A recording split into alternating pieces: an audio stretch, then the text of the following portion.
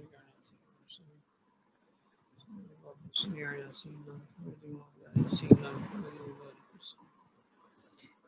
اللہ الرحمن الرحیم باب ما يستحب للرجل ان يقوله اذا سمع الاذان. تو یہ باب امام طحاوی رحمۃ اللہ علیہ نے اس بارے میں قائم فرمایا ہے کہ بندہ جب آذان کی آواز سنے تو پھر وہ اس وقت آذان کے کلمات کے جواب میں کیا کلمات کہے، کون سے کلمات کہے. تو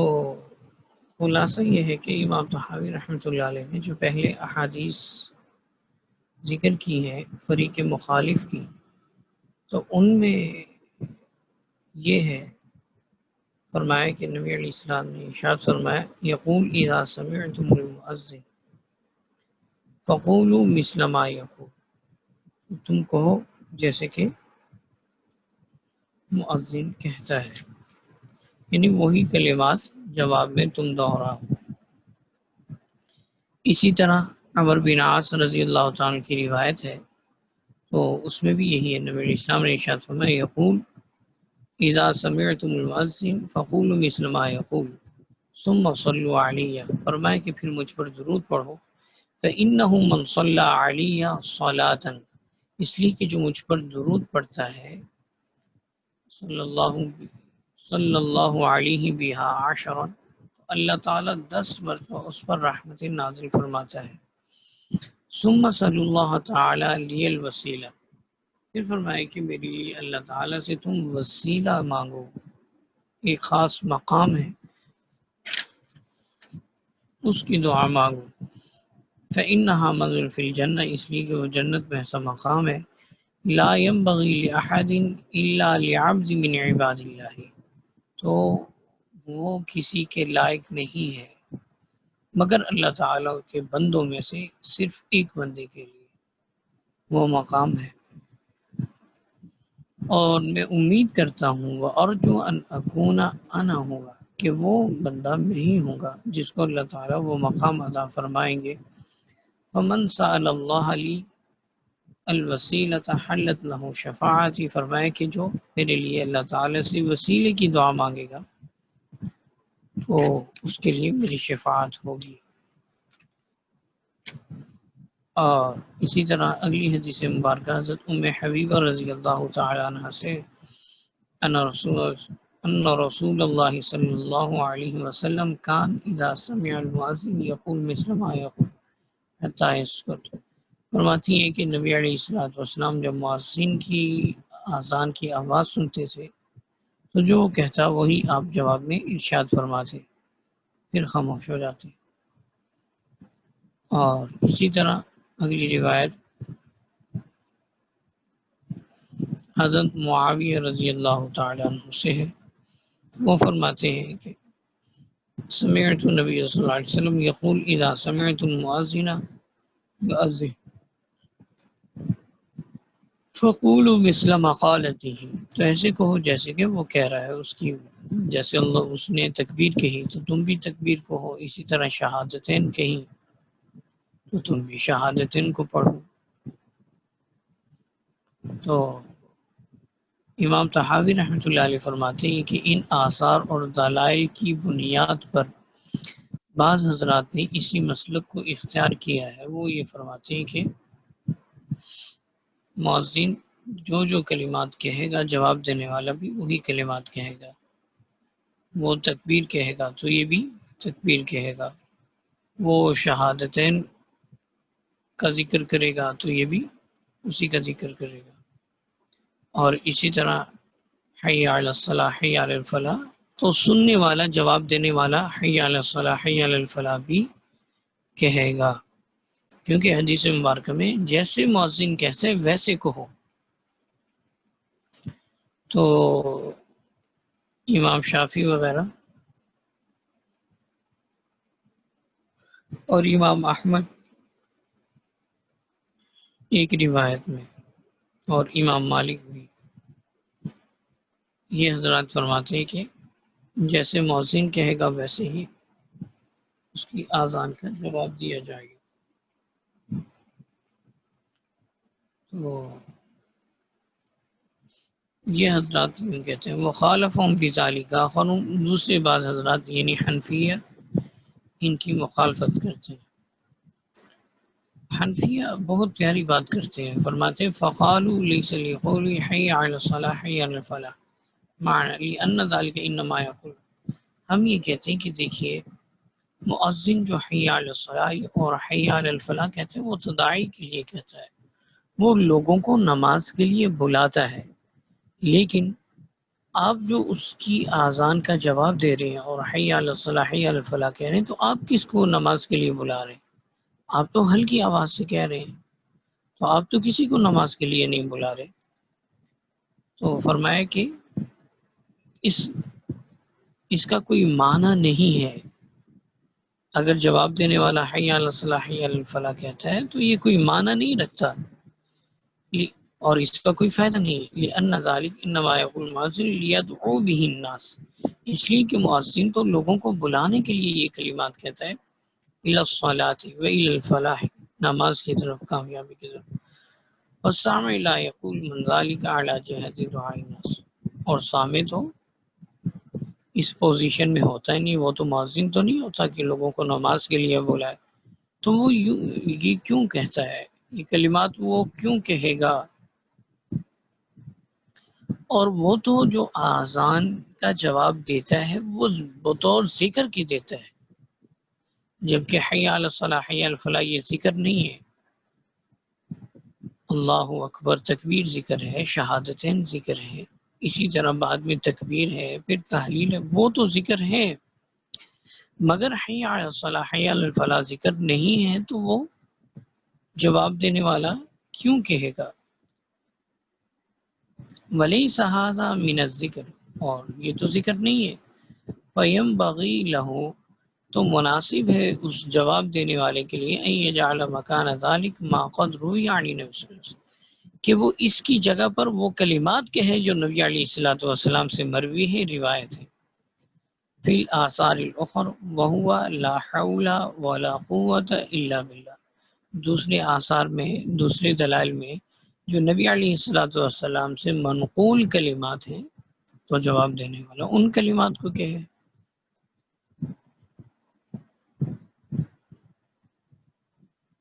وہ فکان من الحجت، ہماری جو دلیل ہے ان پر، ان کے خلاف ذالک، ہم یہ کہتے ہیں انه قد يجوز ان يكون قوله فقولوا مثل ما يقول، کہ جو کہا گیا، روایت کیا گیا نبی علیہ الصلوۃ والسلام سے، جو ہم نے پچھلی روایات پڑھی ہیں، کہا گیا کہ فقولوا مثل ما یقول، تم کہو جیسے کہ مؤذن کہتا ہے، حتی یسکت، یہاں تک کہ تم خاموش ہو جاؤ یا مؤذن خاموش ہو جائے، تو فرمائے ای فقولوا مثل ما ابتدأ به الاذان، تو اس کا مطلب یہ ہے کہ تم کہو جیسے مؤذن کہتا ہے، یعنی اذان کی ابتدا جیسے کرتا ہے، تو اذان کی ابتدا کن کلمات سے کرتا ہے؟ تکبیر کے کلمات سے کرتا ہے، وشہادت اللہ الہ الا اللہ وان محمد رسول اللہ، اور شہادتین کو ذکر کرتا ہے، حتی یسکت، پھر مؤذن آگے ذکر نہیں کرتا، خاموش ہو جاتا ہے، مؤذن حی علی الصلاح حی علی الفلاح کہتا ہے، ذکر نہیں کرتا، تو سننے والے کو بھی چاہیے کہ وہ خاموش رہے، کیونکہ اصل مقصود جو ہے وہ تکبیر اور شہادتین ہے، اور یہی ذکر ہے۔ آگے احادیث میں اس کے ہمیں دلائل بھی ملتے ہیں، حضرت ابو ہریرہ رضی اللہ تعالیٰ عنہ سے روایت ہے، فرمایا کہ اذا تشہد المؤذن فقولوا مثل ما یقول، جب مؤذن شہادتین کہے تو پھر تم کہو جیسا کہ وہ کہتا ہے، یعنی جواب میں بھی تم بھی شہادتین کو پڑھو، اس کا ذکر کرو۔ وَأَمَّا مَا رُوِيَ عَنِ النَّبِيِّ صلی اللہ علیہ وسلم فِي قَوْلِهِ عِنْدَ ذَلِكَ لَا حَوْلَ وَلَا قُوَّةَ إِلَّا بِاللَّهِ الْحَظَّ عَلَى ذَلِكَ، وفی الحض علی ذلک، تو فرماتے ہیں کہ نبی علیہ الصلوۃ والسلام سے دیگر بعض روایات میں یہ منقول ہے کہ آپ نے لا حول ولا قوت الا باللہ پڑھا ہے، اور اس کے پڑھنے کا ایک مقصد بھی ہے۔ حی علی الصلاح حی علی الفلاح پڑھنے کا کوئی مقصد نہیں ہے، نہ اس میں ذکر ہے، نہ نماز کے لیے بلانا ہے۔ نماز کے لیے تو مؤذن بلا رہا ہے، وہ کافی ہے، وہ اونچی آواز سے بلا رہا ہے، جبکہ جواب دینے والا خفیف آواز میں جواب دے رہا ہے، تو نہ یہ ذکر ہے اور نہ ہی اس کا کوئی مقصد ہے حی علی الصلاح حی علی الفلاح کا، جبکہ لا حول ولا قوت الا باللہ یہ ذکر ہے، اور افضل الذکر بہت بڑا ذکر ہے۔ اور دوسرا اس میں یہ کہ جب مؤذن کہتا ہے حی علی الصلاح حی علی الفلاح کہ نماز کی طرف آؤ، تو جواب دینے والا کہتا ہے کہ نہیں کوئی نیکی ہوتی مگر اللہ تعالیٰ کی توفیق سے، اور نہ ہی انسان کسی گناہ سے بچتا ہے مگر اللہ تعالیٰ کی توفیق سے۔ تو اس میں ابھارنا ہے اس بات کی طرف کہ اگر میں نماز کی طرف آتا ہوں تو یہ اللہ تعالیٰ کی توفیق سے ہے، میرا اپنا اس میں کوئی فضل اور کمال نہیں ہے۔ اگلی روایت ہے حضرت عمر بن خطاب رضی اللہ عنہ سے، فرماتے ہیں ان رسول اللہ صلی اللہ علیہ وسلم قال اذا قال المؤذن، فرمائے کہ جب مؤذن کہے تو تم کہو اللہ اکبر اللہ اکبر، قال احدکم اللہ اکبر اللہ اکبر، جب مؤذن کے اللہ اکبر اللہ اکبر تو تم بھی اللہ اکبر اللہ اکبر کہو۔ ثم قال اشہد ان لا الہ الا اللہ، فقال اشہد ان لا الہ الا اللہ، جب وہ اشہد ان لا الہ الا اللہ کہے تم بھی یہی کہو۔ ثم قال اشہد ان محمد رسول اللہ، فقال اشہد ان محمد رسول اللہ، تو تم بھی یہی کہو۔ قال حی علی الصلاۃ، فقال لا حول ولا قوۃ الا باللہ، تو دیکھا آپ نے حدیث مبارکہ میں صراحت مل گئی کہ جب وہ تکبیر کہے گا جواب دینے والا بھی تکبیر کہے گا، جب وہ شہادتین کا ذکر کرے گا تو جواب دینے والا بھی شہادتین کو پڑھے گا، اور جب وہ حی علی الصلاح حی علی الفلاح کہے گا تو جواب دینے والا لا حول ولا قوت الا باللہ کہے گا۔ ثم قال حی علی الفلاح فقال لا حول ولا قوت الا باللہ، تو دیکھیے حدیث مبارکہ میں تصریح ہے، بالکل واضح ہے، اس کو ہم کیسے چھوڑ سکتے ہیں۔ ثم قال اللہ اکبر فقال اللہ اکبر اللہ اکبر، ثم قال لا الہ الا اللہ فقال لا الہ الا اللہ، من قلبہ دخل الجنہ، جو دل سے یہ کلمات کہے گا وہ جنت میں داخل ہوگا، بہت بڑی بات ہے۔ فقط اذان کے جواب دینے سے جنت میں دخول کا وعدہ کیا گیا ہے۔ اور اگلی روایت بھی اسی طرح ہے،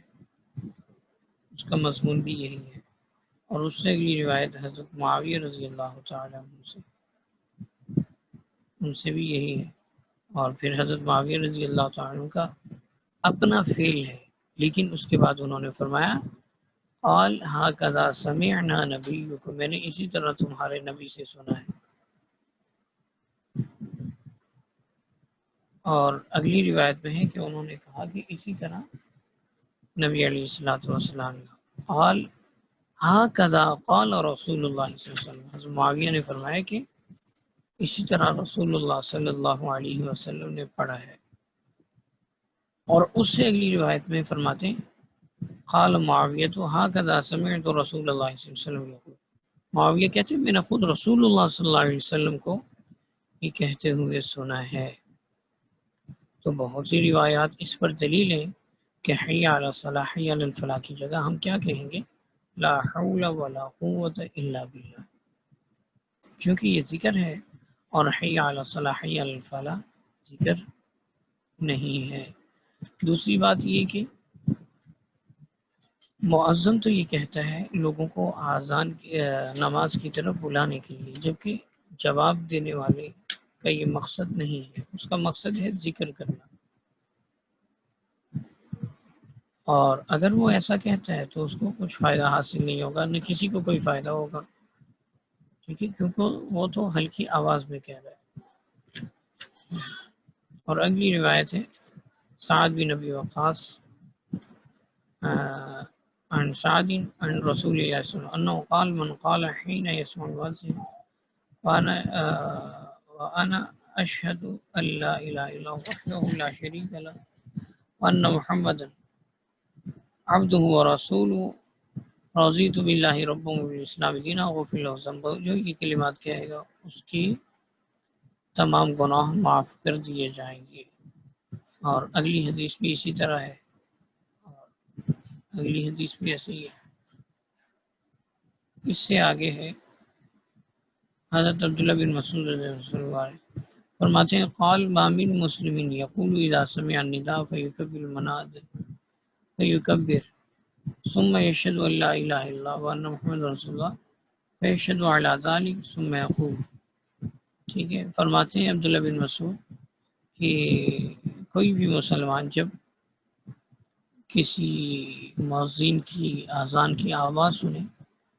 تو مؤذن تکبیر کے ہے تو وہ بھی تکبیر کے ہے، وہ شہادتین کو دہرائے تو یہ بھی شہادتین کو دہرائے، اور پھر اس کے بعد فرمایا کہ دعا پڑھے ثم یقول اللہم اعطی محمدا الوسیلہ واجعلہ فی الاعلین درجتہ وفی المصطفین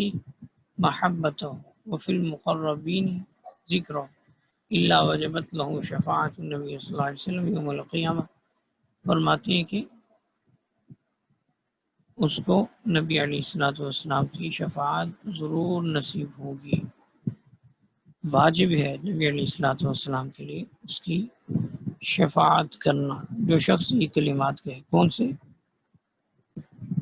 اللہم اعطی محمدا الوسیلۃ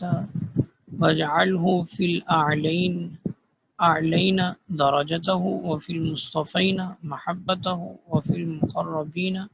ذکرہ۔ یہ کلمات ہیں، ان کو یاد کر لیجئے گا۔ اور آگے ہے اگلی روایت جو مشہور دعا ہے، حضرت جابر بن عبداللہ رضی اللہ عنہ قال کان رسول اللہ صلی اللہ علیہ وسلم اذا سمع المؤذن قال اللهم رب هذه الدعوة التامة والصلاة القائمة آت محمد الوسيلة وابعثه المقام المحمود الذي وعدته۔ یہ دعا ہے۔ حضرت ام سلمہ رضی اللہ تعالیٰ فرماتی ہیں کہ رسول اللہ صلی اللہ علیہ وسلم نے مجھے تعلیم دی، فرمایا کہ ام سلمہ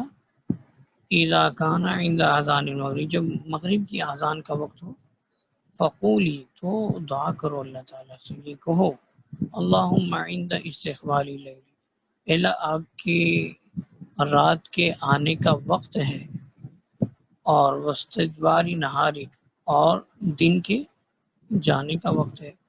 واسواتی دعاتک، اور آپ سے مانگنے والوں کی آوازیں گونج رہی ہیں، اس وقت ایسا وقت ہے لوگ آپ سے مانگ رہے ہیں،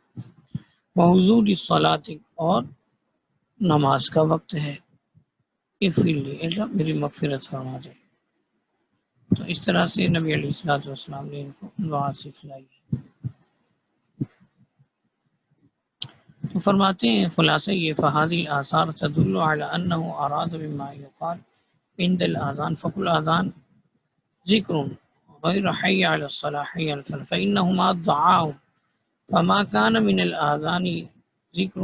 فینبغی للسامع ان یقول وما كان منه دعاء الى الصلاة فالذکر الذي هو غیره افضل منه اولى ان يقال وقد قال قوم قول رسول الله صلی اللہ علیہ وسلم اذا سمعت المؤذن فقولوا مثل ما يقول على الوجوب۔ اگلی بات یہاں سے شروع کر رہے ہیں۔ تو یہاں پر انہوں نے پچھلی بات ہی کی ہے، کچھ فرماتے ہیں کہ بعض لوگ یہ کہتے ہیں کہ حی علی الصلاح حی علی الفلاح کہنا چاہیے، جبکہ وہ ذکر نہیں ہے، اور جواب دینے سے اصل مقصود کیا ہے؟ ذکر کرنا۔ تو جب حی علی الصلاح حی علی الفلاح ذکر نہیں ہے تو اس کی جگہ افضل یہ ہے کہ لا حول ولا قوت الا باللہ کہا جائے۔ آگے نیا مسئلہ شروع کر رہے ہیں، فرماتے ہیں کہ بعض لوگ یہ کہتے ہیں کہ فقولوا مثل ما یقول، یہ واجب کے درجے میں، آپ نے جو حکم دیا کہ ایسے کہو جیسے کہ مؤذن کہتا ہے، یہ وجوب کے درجے میں ہے۔ ٹھیک ہے، یعنی اذان کا جواب دینا واجب ہے، تو ایسی بات نہیں اذان کا جواب دینا واجب نہیں ہے۔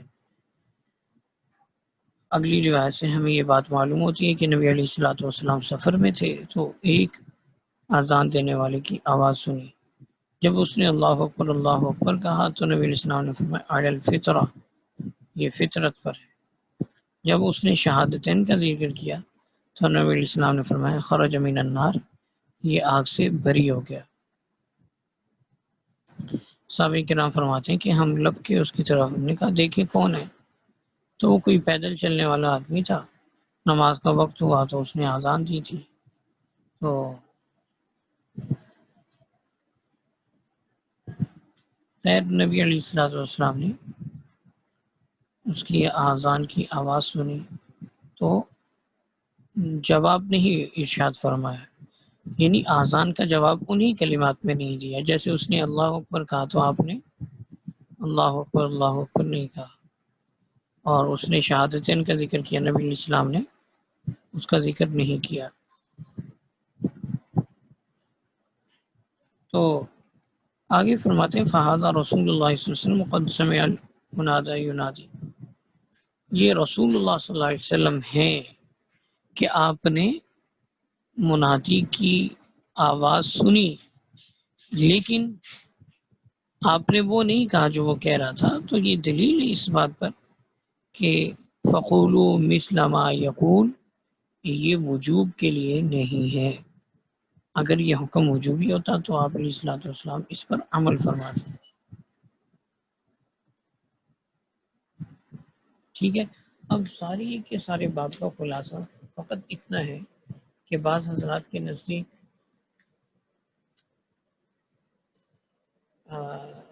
اذان کا جواب اسی طرح دیا جائے گا جیسے کہ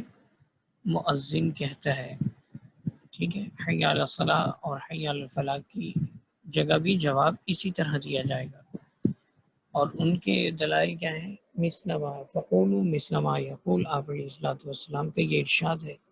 کہ آپ نے فرمایا کہ جیسے مؤذن کہتے ہیں تم اسی طرح کو، تو ہم اس کا جواب یہ دیتے ہیں کہ دیکھیں دو باتیں ہیں، ایک تو یہ کہ مؤذن